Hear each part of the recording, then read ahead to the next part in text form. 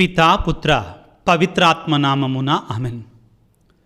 క్రీస్తునాథుని యందు మిక్కిలి ప్రియ సహోదరి సహోదరులారా, ఈ నెల 24వ తారీఖు ఉదయం 3 గంటలకి కర్నూలు ప్రాంతంలో హైదరాబాద్ నుండి బెంగుళూరు వెళుతున్నటువంటి బస్సు ఆ జరిగినటువంటి అగ్ని ప్రమాదంలో సుమారుగా 20 మంది సజీవ దహనమయ్యారు. ఈ వార్త మనందరికీ తెలిసినటువంటి వార్త, మనందరి హృదయాలను కలిచివేసింది. మనందరం కూడా ఈ వార్త చదివినప్పుడు, విన్నప్పుడు, చూసినప్పుడు కలత చెందాం.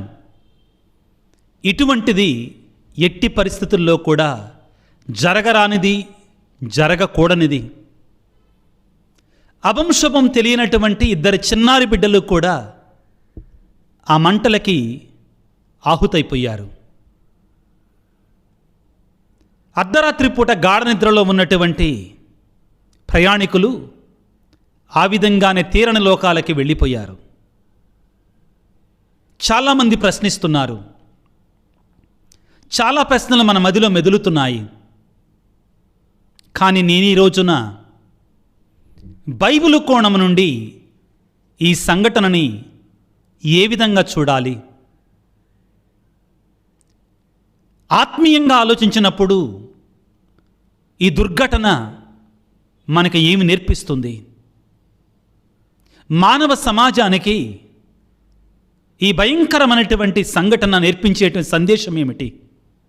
మనందరం కూడా తప్పనిసరిగా ఇటువంటి సంఘటన నుండి పాఠాలు నేర్చుకొని తీరాలి.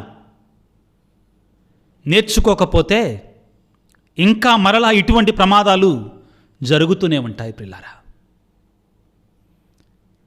మనకు అందినటువంటి సమాచారం ప్రకారం మాట్లాడితే, మనకి అందుతున్నటి సమాచారం ప్రకారం మాట్లాడితే 2 కుర్రవాళ్ళు, వారిరువురు కూడా బైక్ మీద శివశంకర్, ఎర్రిస్వామి అనే కుర్రవాళ్ళిద్దరూ కూడా ఆ అర్ధరాత్రి సమయంలో అదుపు మీరి తాగి బండిని నడుపుకుంటూ వెళ్ళి అప్పటికే యాక్సిడెంట్ చేసి ఒక వ్యక్తి మరణించాడు, ఇంకొక వ్యక్తి గాయాలతోటి అక్కడ నుండి పారిపోయాడు. ఈ బస్సు యాక్సిడెంట్ జరిగిన తరువాత ఒక్కొక్కరు ఒక్కొక్క రీతిగా చూస్తున్నారు. దృక్కోణం ఒక్కొక్కరిది ఒక్కొక్క రకంగా ఉంటుంది. కొంతమంది బస్సు వాళ్ళ తప్పు, కొంతమంది గవర్నమెంట్ వాళ్ళ తప్పు, కొంతమంది ఆ కుర్రవాళ్ళ తప్పు అంటున్నారు. కానీ మనం వ్యక్తిగతంగా ఏమి నేర్చుకుందాం ఆత్మీయంగా? నేను వ్యక్తిగతంగా ప్రియులారా, దేవుని యొక్క బోధకునిగా యువతీ యువకులకి ఆత్మీయంగా ఇచ్చే సందేశం, ప్రియమైనటువంటి బిడ్డలారా, మత్తు పానీయాలు, మత్తు మందులు, తాగుడు, వ్యసనాలు అనేటువంటివి మనకు మాత్రమే ప్రాణాంతకం కాదు. కొన్నిసార్లు అవి మన కారణముగా ఇతరులను కూడా బలి తీసుకుంటాయి. దేవుడు బైబిల్ గ్రంథం అంతా కూడా హెచ్చరిస్తూనే ఉన్నాడు. చెడు వ్యసనాలకి, చెడు అలవాట్లకి దూరంగా ఉండాలని ఆ దేవుని యొక్క వాక్కు గొంతెత్తి అరుస్తూనే ఉంది. కానీ మానవుడు హద్దుమీరి ప్రవర్తించినప్పుడు, మందుకు బానిసైనప్పుడు తాను మాత్రమే నాశనము కాడు, ఇతరుల యొక్క నాశనానికి కూడా కారకుడవుతాడు. అది ఒక శారీరక మరణం మాత్రమే కాదు పిల్లరా, ఆత్మీయ మరణానికి దారి తీస్తుంది. ఇది వేదనతో పలికే మాటలు. ముఖ్యంగా ఆ సంఘటన జరిగినప్పుడు, ఆ వార్త విన్నప్పుడు, మరి ముఖ్యంగా చిన్నారి బిడ్డలిద్దరు అభంశుభం తెలియనటువంటి వారు చనిపోయారు అని తెలిసినప్పుడు, ముఖ్యంగా ఆ బంధువుల యొక్క ఆర్తనాదాలు నేను విన్నప్పుడు నాకు కలిగినట్టు వేదన, ఆవేదన. ఒక్కొక్కరు ఒక్కొక్క దృక్కోణంలో చూస్తారు పిల్లారా, కాదంటల్లా. నిజమే, బస్సు వాళ్ళు వాళ్ళ సేఫ్టీ మెజర్స్ వాళ్ళు ఫాలో కావాల్సిందే. దానికి ప్రభుత్వం కూడా చేయాల్సినటువంటి చెకప్స్ చేయాలి. కానీ ప్రమాదం ఎక్కడ ప్రారంభమయ్యింది, ఎందుకు ప్రారంభమయ్యింది? లోతుగా ఆలోచిస్తే దొరికే సమాధానం ఒకటే. నేను ఇది నింద వేయటం కాదండి. ఏ వ్యక్తిని, ఇక్కడ మరణించినట్టు వ్యక్తిని నింద వేయటం వల్ల మనం ఏం పొందుకోలేం. కానీ ఆత్మపరిశీలన చేసుకున్నప్పుడు ఆ కుర్రవాళ్ళు యవ్వన ప్రాయంలో ఉన్నటువంటి వారు అదుపు మీరి తాగటం ఒకటైతే, తాగి మనల బండి నడిపి ఒక పబ్లిక్ రోడ్డు మీద వెళుతూ అదుపు మీరు పడిపోయి, మీకు అందరికీ ఒక మాట చెప్తున్నానండి, కార్ల విషయం, ఆ బస్సు గురించి నాకు తెలియదు. నైట్ నేను కొన్నిసార్లు ప్రయాణాలు చేస్తుంటాను. కొన్నిసార్లు త్వరగా వెళ్ళాలి, టయానికి వెళ్ళాలి, తొందరగానే వెళుతుంటాం. 100 కిలోమీటర్స్, 120 కిలోమీటర్స్, కార్లు బ్రేకులు బాగుంటాయని. కొన్నిసార్లు ఆ రోడ్డు మీద సడన్గా ఏదైనా వచ్చినప్పుడు తట్టుకోలేం, ఏం చేయలేం. పరిస్థితులు ఆ విధంగా ఉంటాయి. అటువంటిది అడ్డంగా రోడ్డు మీద తాగి డివైడర్ గుద్దో ఏదో జరిగి ఒక బండి నడి రోడ్డు మీద ఉండి అది తిరిగి బస్సు ప్రమాదానికి కారణం కావటం ఎంత వేదనాపూరితమైనటువంటిది, ఎంత బాధతో కూడుకున్నటువంటిది. ఆ వీడియో చూస్తే నా ఇద్దరు కుర్రవాళ్ళు, చిన్నవాళ్ళు, 30-40 వయసు ఉన్నటువంటి వాళ్ళు కాదు, 20-25 లోపు కుర్రవాళ్ళు, ఎంతో జీవితం ఉన్నటువంటి వాళ్ళు, ఇంకా ఎంతో జీవితాన్ని చూడవలసినటువంటి వాళ్ళు. దేవుడిచ్చినట్టు ఆ జీవితాన్ని ఆ విధంగా అర్ధాంతరంగా వాళ్ళు పాడు చేసుకొని, అదేవిధంగా ఇతరుల యొక్క జీవితాలను కూడా పాడు కావటానికి కారణం కావటం. ఏ ఒక్కరిని ఇక్కడ ఏలెత్తి చూపించట్ల. కానీ సమాజంగా, వ్యక్తులముగా, క్రైస్తవులంగా మనం నేర్చుకునే సందేశం ఏంటి? చెడు వ్యసనాలు, తాగుడు, ఇటువంటివి తాగి మరీ బాధ్యతారాహిత్యంగా పబ్లిక్గా రోడ్ల మీద బండి నడపటం అనేటువంటిది తన ప్రాణాలకి, ఎదుటివారి ప్రాణాలకు కూడా ఎంతో ప్రమాదకరం. కొన్నాళ్ల క్రితం మనం చూసాం ప్రియులారా, హైదరాబాదులో ఫ్లైఓవర్ మీద నుంచి తాగి కుర్రవాళ్ళు కారు నడుపుకుంటూ వెళ్ళి అక్కడి నుంచి కింద పడి, ఆ కింద పాపం అపంశుభం ఎరిగినట్టు ఒక కుటుంబం అంతా నాశనం అయిపోయింది. ఆత్మపరిశీలన చేసుకోవాలి. బైబిల్ గ్రంథం ప్రియులారా గొంతెత్తి అరుస్తుంది, మత్తు పదార్థాలకు దూరంగా ఉండండి, వ్యసనాలకు దూరంగా ఉండండి, అది మిమ్మల్ని కాటువేస్తుంది అని పలుకుతుంది. దేవుని యొక్క వాక్యాన్ని ధ్యానించుకోవడానికి ప్రయత్నం చేద్దాం పిల్లారా. మత్తు పదార్థాలు ప్రాణాంతకం అని బైబిల్ గ్రంథం మనకి సెలవిస్తుంది పిల్లారా. దేవుడు మనకి ఈ శరీరాన్ని ఇచ్చాడు. చాలా సందర్భాలలో పిల్లారా శరీరం చెడ్డది, ఆత్మ ఒకటే మంచిది అనుకుంటాం. నో, ఈ దేహము దేవుని యొక్క ఆలయం. ఈ దేహాన్ని మనం బాధ్యతాయుతంగా ప్రవర్తించాలి. దేహముతోటి ఈ శరీరములకు ఇష్టం వచ్చినట్టుగా పొగబీలు చేసి, ఆ అద్దు అదుపు లేకుండా తాగుడు చేసేసి, ఈ దేహంతో ఖైనీలు గుట్కాలు మింగేసి, అదేవిధంగా ఇప్పుడు ఆధునికంగా ప్రియులారా చాలామంది యువకులు డ్రగ్స్, ఆ దేవుడిచ్చినట్టు ఆ శరీరాన్ని నాశనం చేసుకుంటున్నావు. పౌలు కొరింథీయులకు రాసిన మొదటి లేఖ 6వ అధ్యాయం 19-20 వచనాలలో ప్రియులారా చెప్పటం లేదా? మీ దేహము దేవుని యొక్క ఆలయము, దానిని జాగ్రత్తగా కాపాడుకోండి, పరిశుద్ధంగా ఉంచుకోండి. యువకులారా, యవ్వన ప్రాయములో ఉన్నప్పుడు, కన్ను మిన్ను కానకుండా ఉన్నప్పుడు, ఉడుకు రక్తముతో ఉన్నప్పుడు మీకు తెలియదో ఈ శరీరముతో మనం చేసినట్టు పాపాలు ప్రియులారా ఒక వయసు దాటిన తర్వాత అవి మనకి శాపాలుగా మారతాయి. అది ఏ పాపమైనా కావచ్చు, అది తాగుడు కావచ్చు, పొగ కావచ్చు, డ్రగ్స్ కావచ్చు, లేకపోతే శరీర కార్యాలు కావచ్చు, ఇతరులతో అక్రమ సంబంధం కావచ్చు, ఏదైనా కానీ మనల్ని పట్టి పీడిస్తాయి ఒక శాపంగా. కొన్ని సందర్భాల్లో అప్పటికప్పుడే.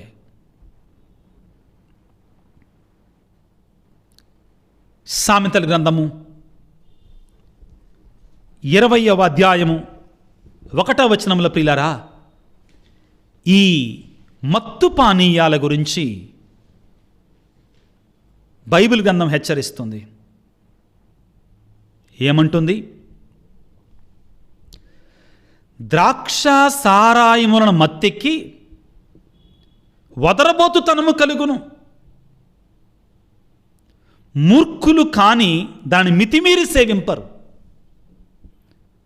మూర్ఖత్వంగా మితిమీరి సేవించటం, అదుపు లేకుండా సేవించటం. కొన్నిసార్లు నేను చూస్తానండి, క్లియర్గా నాకు తెలుసుద్దండి. రోడ్డు మీద ఆ కుర్రవాళ్ళు తూలుతూ చాలా చోట్ల చూస్తానండి. ఇది ఆడి బండిని కాలు ఎత్తలేడు, ఇంకా పైకి లేపదు. 24 సార్లు ట్రై చేస్తాడు పైకి వేయటానికి, పడుతుంది బండి. నడి రోడ్డు మీద ఎక్కి కూర్చుంటాడు, స్టార్ట్ చేస్తాడు, వెళ్తూ ఉంటాడు. ఎంత ప్రమాదకరం ప్రియులారా! నీ వలన 10 మంది కూడా ప్రమాదంలో చేరాలా? నీ కుటుంబం నాశనము కావాలా? నీ కుటుంబం బలి కావాలా? నీ వలన నీ కుటుంబం ఏడవాలా? నీ కోసం నీకు ఒక భార్య, ఆ పిల్లలు ఉన్నట్లయితే వాళ్ళు బలి కావాలా? ఎవరిచ్చారు నీకు ఆ హక్కు?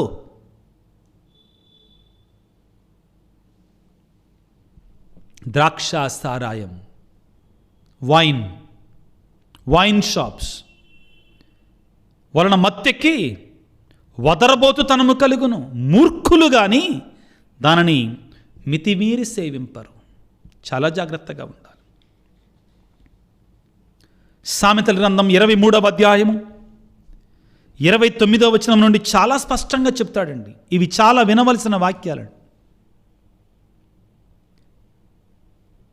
జాగ్రత్తగా ఆలకించండి. నిరంతరము మితిమీరి మద్యమును సేవించువారు, సుగంధము కలిపినటువంటి మద్యమును గ్రోలువారు, అది పానపాత్రమును ఎర్రగా నిగనిగలాడుచున్నను, సులువుగా గొంతులోనికి దిగి జారిపోవునదైనను, నీవు దానికి భ్రమసిపోవద్దు బిడ్డా. జాగ్రత్త. అంతయును అయిన తర్వాత అది పాము వలె కాటువేయును, విషనాగు వలె కాటువేయును. ఈ మత్తు పదార్థాలంట విషనాగు వలె కాటువేస్తాయి. పాముకు పాలు పోసి పెంచితే అది మంచి చేస్తుందా? ఈ మధ్యకాలంలో నేను ఒక సంఘటన విన్నాను, అది మర్చిపోయాను ఏ దేశంలోనో కానీ. ఒక స్త్రీ అంట ఒక కొండ చిలువని పెంచుకుంటుంది ఇంట్లో. కొండ చిలువని పెంచుకుంటుంది. మీకు తెలిస్తే రాయండి, నేను మర్చిపోయాను ఆ దేశం ఏ దేశంలోనో జరిగిన సంఘటన.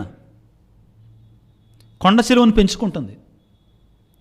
ఎంతగా అంటే ఆ కొండ చిలువ ముద్దు పెట్టుకోవటం, దగ్గర తీసుకోవటం, అది కూడా ప్రేమగా ఒలకబోయటం అంతా బాగానే ఉంది. కొన్నాళ్ళు ఆగిన తర్వాత అది నిదానంగా బెడ్లోకి వచ్చి ఆ పక్కన పడుకోవటం అదంతా చేస్తుంది. కొన్నాళ్ళు ఆగిన తర్వాత అది ఒక 5-6 రోజుల నుంచి ఏమీ తింటలేదంట.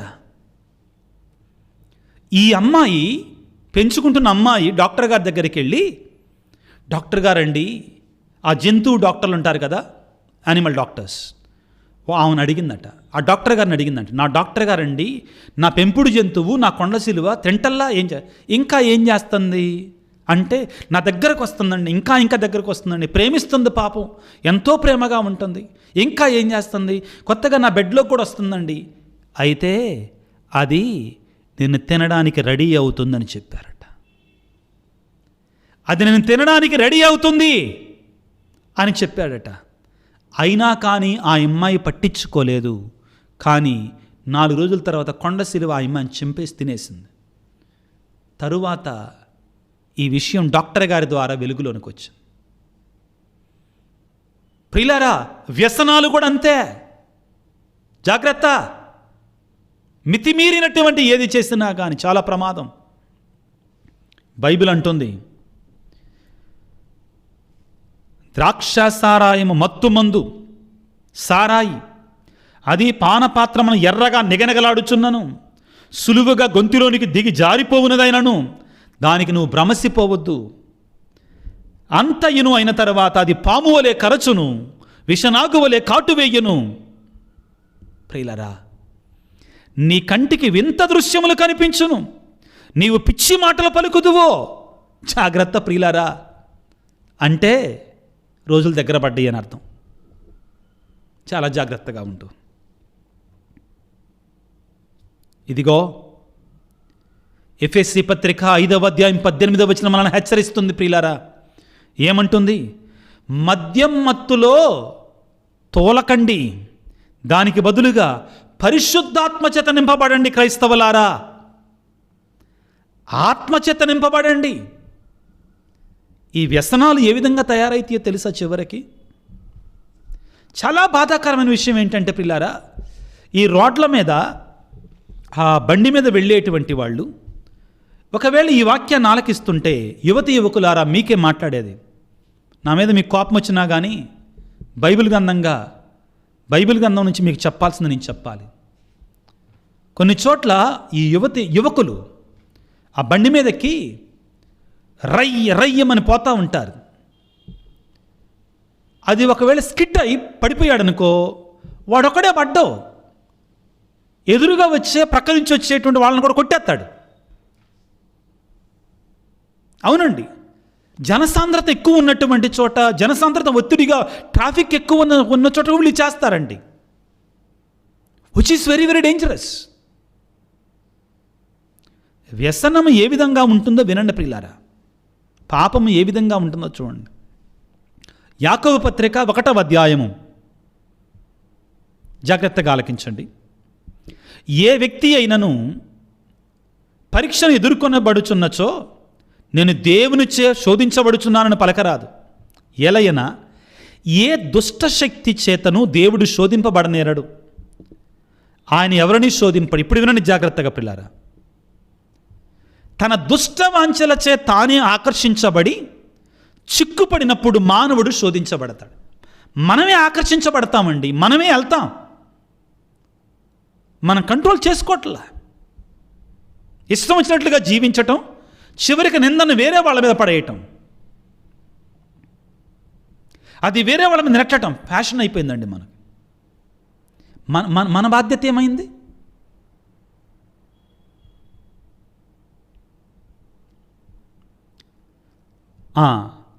తన దుష్టవాంఛచే తాను ఆకర్షించబడి చిక్కుబడినప్పుడు మానవుడు శోధించబడతాడు. అప్పుడు ఆ దుష్టవాంఛ పండి పాపముగా మారుతుంది. పాపము పరిపక్వమై మృత్యువునకు కారకమవుతుంది. పాపం పండినప్పుడు ఏమవుతుంది? మృత్యువునకు కారకమవుతుంది. చాలా చోట్ల నేను వినేది ఏంటంటే, మా అబ్బాయి మంచోడే, చెడు స్నేహాలు. మరి ఈ ఊరంతట్లో మీ అబ్బాయే మంచోడైతే ఎవరు చెడగొట్టారు? ఊళ్ళో ఉన్న వాళ్ళు అందరూ చెడగొట్టారు. వాళ్ళ అబ్బాయి గురించి ఆమె ఎలా చెప్పుద్ది? మా అబ్బాయి మంచోడే, ఊళ్ళో వాళ్ళందరూ చెడ్డోళ్ళు. వాళ్ళ అబ్బాయి గురించి ఆమె ఏమంటది? మా అబ్బాయి మంచోడే. ఇదిగో ఈ అతి గారాభమే అతి ప్రమాదంగా మారుతుంది ప్రియులారా. గద్దింపు లేదు, హెచ్చరిక లేదు, అతి గారాభం, అతి ప్రేమ, కొన్నిసార్లు ఇదేనండి కారణం అవుతుంది. ప్రియ కుమారుడా, ప్రియ కుమార్తె, నీలో ఒకవేళ ఇటువంటి వ్యసనాలు ఉన్నట్లయితే, అది ఏదైనా కావచ్చు, తాగుడు, స్మోకింగ్, డ్రగ్స్ ఎక్కువైపోతున్నాయి అంటండి. ముఖ్యంగా ఒక 4-5 సంవత్సరాల నుంచి ఆంధ్ర రాష్ట్రంలో ముఖ్యంగా కాలేజీలు ప్రక్కనంటండి ఎక్కడైనా దొరుకుతున్నాయంటండి. ప్రయత్నం చేస్తుంది గవర్నమెంట్, విచ్చలవిడిగా వ్యాపించినాయి అంటండి 4-5 సంవత్సరాల నుంచి. నేను మాట్లాడేది ఏది కూడా చదవకుండా మాట్లాడినండి, స్టాటిస్టిక్స్ మాట్లాడుతున్నా. మన యువత ప్రమాదంలో పడిపోతుంది. యవ్వన ప్రాయంలో ఉన్నప్పుడు ఆ జీవితం విలువైందండి. వాళ్ళు ఆ శ్రమని, ఆ ఎనర్జీని వాళ్ళు మంచి వైపు మరల్చగలిగితే ఉన్నతమైన శిఖరాలు అధిరోహిస్తారు. కానీ ఏమవుతుంది యువత?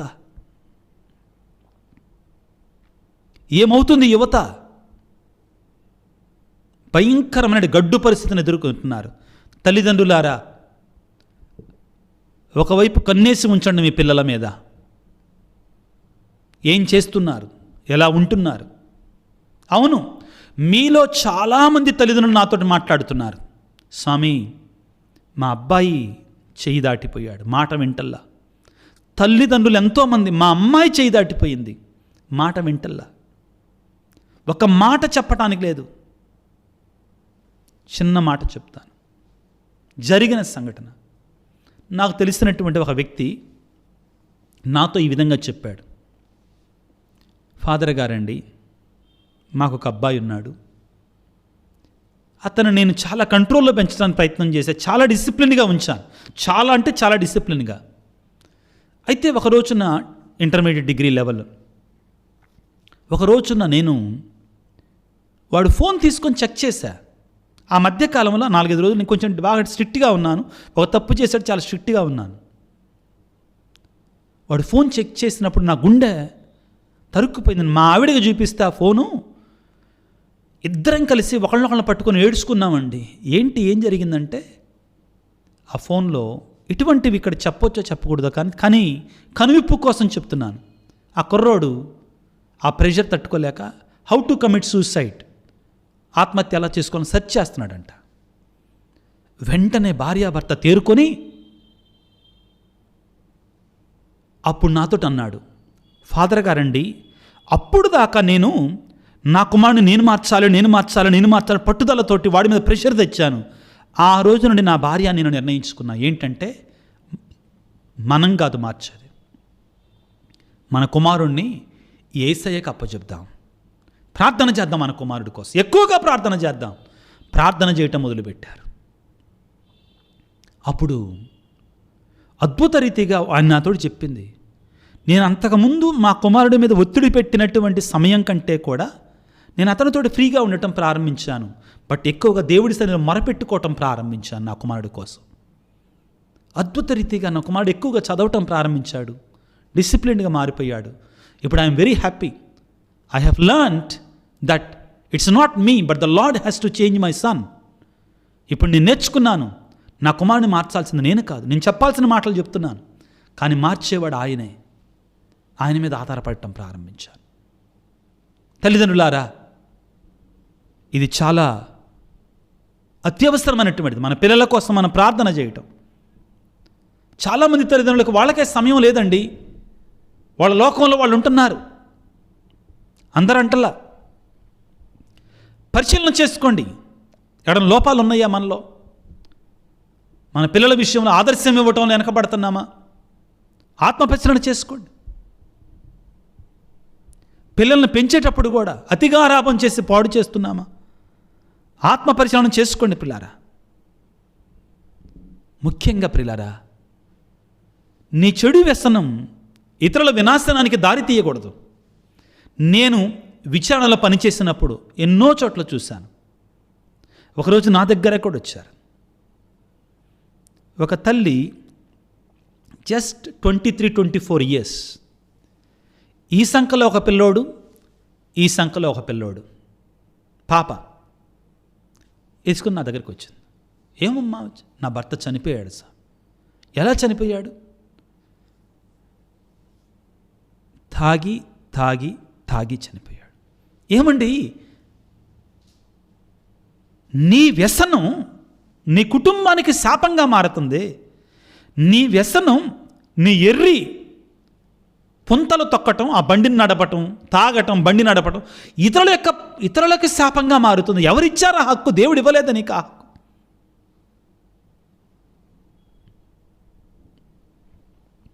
ప్రియులారా, యువకులారా, దేవుడు మనకు శక్తినిస్తాడు. హృదయ పరివర్తన చెందండి, మారు మనసు పొందండి. బైబిల్ గ్రంథంలో ప్రియులారా ఎంతోమంది వ్యసనాలతో జీవించినటువంటి, పాపంలో బ్రతికినటువంటి వారు యేసయ్య శక్తి చేత మార్చబడ్డారు. సమూలంగా పాపులు పునీతులుగా మారారు. నా వల్ల కాదు అనమాకు. నువ్వు నేను చేయాల్సిందల్లా ఏమిటంటే, తిరిగి యేసయ్య దగ్గరికి వచ్చి, యేసయ్యా నన్ను ఈ పాప భారము నుండి విడుదల గావించయ్యా, ప్రభు అంటున్నాడు, 2 చేతులు చాచి భారము చేయాల్సి ఉన్న సంవత్సరాల నా దగ్గర రండి. ఒకవేళ నీవు ఎటువంటి వ్యసనంలో అయినా ఉన్నా కానీ ఆ భారము నుండి బయటికి రాలేకపోతున్నావా, ప్రార్థన చేయి, దేవుడి దగ్గరికి వచ్చే సహాయం అడుగు. దేవుడు దీవిస్తాడు, దేవుడు లేవనెత్తుతాడు, దేవుడు బలపరుస్తాడు, దేవుడు శక్తినిస్తాడు అక్కడి నుంచి బయటికి రావడానికి. అపోస్తుల కార్యాలు 3వ అధ్యాయం 19వ వచనం ఈ విధంగా సెలవిస్తుంది, ప్రియులకు దేవుని బిడ్డలారా, కాగా మీరు మీ పాపములను విడిచిపెట్టి మీరు హృదయ పరివర్తన చెంది మార్పు చెంది దేవుని దగ్గరికి రండి. ఇది దేవుడు కోరుకునేది. ఒకవేళ నువ్వు ఇప్పటి వరకు కూడా పాపపు వ్యసనములో ఉన్నావా, దేవుడు నీకు ఒక అవకాశాన్ని ఇస్తున్నాడు ఈ వాక్యము ద్వారా. మారు, పట్టుదల కలుగో, దేవుని మీద ఆధారపడి ఆయన మారుస్తాడు, ఆయన శక్తినిస్తాడు, ఆయన శక్తినిస్తాడు. నీలో వ్యక్తిగతంగా పట్టుదల ఉండాలి, దేవుని మీద ఆధారపడాలి. ఇద్దరు కలిస్తే సాధిస్తారు. మనం చదువుకుంటాం కదా, లూకాసు వార్త 1వ అధ్యాయం 37వ వచనంలో, దేవునికి అసాధ్యమైనది ఏదీనూ లేదు, అంతా సాధ్యమే ఆయనకి. నువ్వు ఆయనకి పర్మిషన్ ఇవ్వాలని జీవితం మీద. ఫిలిప్పీ పత్రిక 4వ అధ్యాయం 13వ వచనంలో, క్రీస్తు అనుగ్రహించు శక్తి చేత ఎట్టి పరిస్థితులను ఎదుర్కొంటానన్నాడు పౌలు గారు. అవును, నువ్వు నీ వ్యసనం నుంచి బయటపడలేకపోతున్నావా, ప్రార్థన చేయి, యేసయ్యను అడుగు, మొరపెట్టు. యేసయ్యా, నా శక్తి నాకు జాలటల్లా, నీ శక్తి నాకు కావాలయ్యా, నీ కృప నాకు కావాలయ్యా, నీ దీవెన నాకు కావాలయ్యా, ప్రార్థన చేయి. దేవుడిస్తాడు శక్తిని మారు మనసు పొందటానికి, మంచి జీవితాన్ని పొందటానికి. తిమోతి గారికి రాసినట్టు 2వ లేఖ 1వ అధ్యాయము 7వ వచనంలో మనకు అనుగ్రహించబడిన పరిశుద్ధాత్మ మనల్ని ఇంద్రియ నిగ్రహముతో నింపుతుంది. We need the control of the senses. ఈ ఇంద్రియాల నిగ్రహంలో పెట్టుకోవాలి. గాలికి వంగే గడ్డిపోచలాగా ఆడటు పిలిస్తే అటుబాటం, వీడిటి పిలిస్తే ఎటుబాటం, ఈడిటి పిలిస్తే ఎటుబాటం, ఆమటు పిలిస్తే అటుబాటం కాదు. ఇంద్రియ నిగ్రహం ఏది నీకు? సెల్ఫ్ కంట్రోల్ ఏది? అది పరిశుద్ధాత్మ ఇస్తారట. చదువుకోండి పిల్లారా, తిమోతికి రాసిన 2వ లేఖ 1వ అధ్యాయం 7వ వచనం. మన పిరికి వరణ చేసే ఆత్మ కాదు, దేవుడు మనకు అనుగ్రహించిన ఆత్మ ఇంద్రియ నిగ్రహాన్ని ఇస్తుంది, మనకి సెల్ఫ్ కంట్రోల్ని ఇస్తుంది.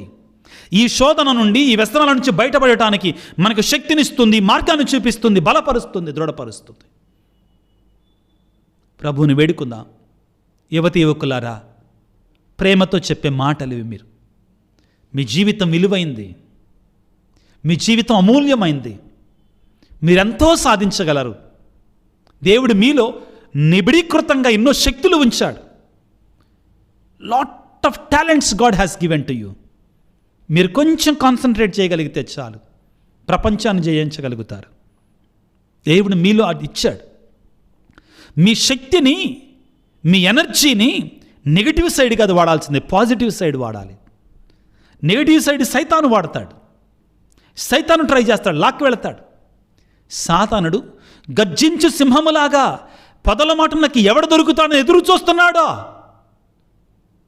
ఈ లోకములో యువతి యువకులారా, అలాగనే ఉంది మీ పరిస్థితి. పాపం, అటువైపు ఫోను, ఇటువైపు ఫ్రెండ్స్, ఇటువైపు మీడియా, ఇటువైపు లోకం, ఇటువైపు వ్యసనాలు. గర్జించు సింహంలాగా అన్ని వైపుల పొదన మాటను దక్కున్నారు. కడు జాగ్రత్తగా ఉండాలి. దేవుడి శక్తి కోసం ప్రార్థన చేయండి. యువతి యువకులారా, మీ బలంగా ఉన్నప్పుడు మీ పాదాలు తొట్టిల్లకుండా దేవునికి మీరు ఉపయోగపడాలి. అప్పుడు దేవుడు మిమ్మల్ని లేవనెత్తుతాడు. పేతురు గారు రాసిన లేఖలో పలుకుతాడు. యువతి యువకులారా, మీకే చెప్పేది ఈ మాట. పేతురు రాసినట్టు 1వ లేఖ 5వ అధ్యాయం 5వ వచనము, 5వ అధ్యాయం 5వ వచనం. పేతురు గారు రాసిన 1వ లేఖ 5వ అధ్యాయం 5వ వచనము.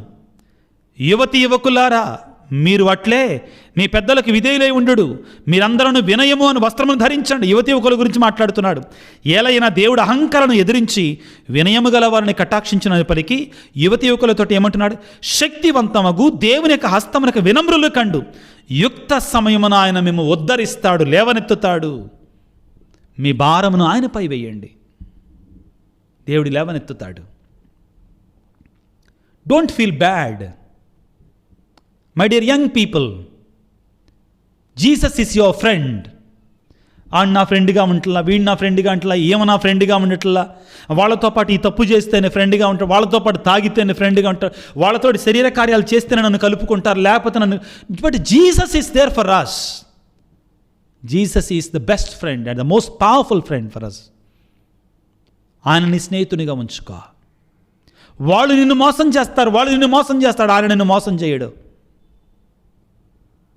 నమ్మకపాత్రమైన స్నేహితుడు ఆయన.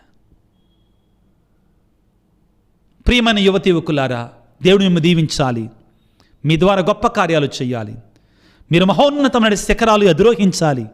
ఆ దేవుడి శక్తి మీలో ఉండాలి, పరిశుద్ధాత్మ మీలో ఉండాలి.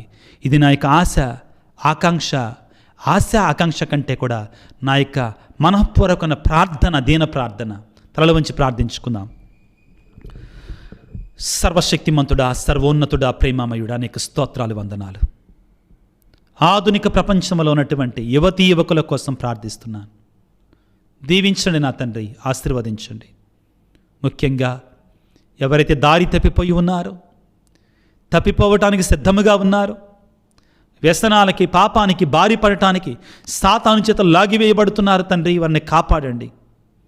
నీ శక్తితో వారిని బలపరచండి, నీ ఆత్మవరములతో వారిని నింపండి. ఓ యేసు రాజా, శక్తిమంతుడా, నీ పరిశుద్ధాత్మను మా అందరికి దయచేయండి ప్రభువా.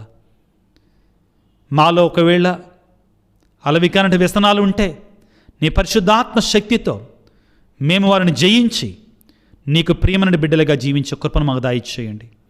ఎంతోమంది బిడ్డలు స్వామి, మేము బయటపడాలనుకుంటున్నాం, వ్యసనాలు విడిచిపెట్టాలనుకుంటున్నాం, మా వల్ల కాటల్లా. ఏస్తయా, గాలిని సముద్రాన్ని అణిచినటువంటి దేవా నీకు స్తోత్రాలు. ఎంతోమందిని మార్చినటువంటి దేవా, పాపులను మార్చినటువంటి దేవా నీకు స్తోత్రాలు. యాకోబు బావి దగ్గర సమరయ స్త్రీని మార్చిన దేవా, ఎంతోమందిని కట్టుకున్న తర్వాత నిన్ను కలుసుకున్న తల్లి మారు మనసు పొందింది. యోహాను సువార్త 8వ అధ్యాయంలో విచారమున పట్టుబడిన స్త్రీని మార్చిన దేవా నీకు స్తోత్రాలు. ఓ యేసురాజా, జక్కయ్యను మార్చిన దేవా నీవేనయ్యా, నీకు శక్తిమంతుడవు.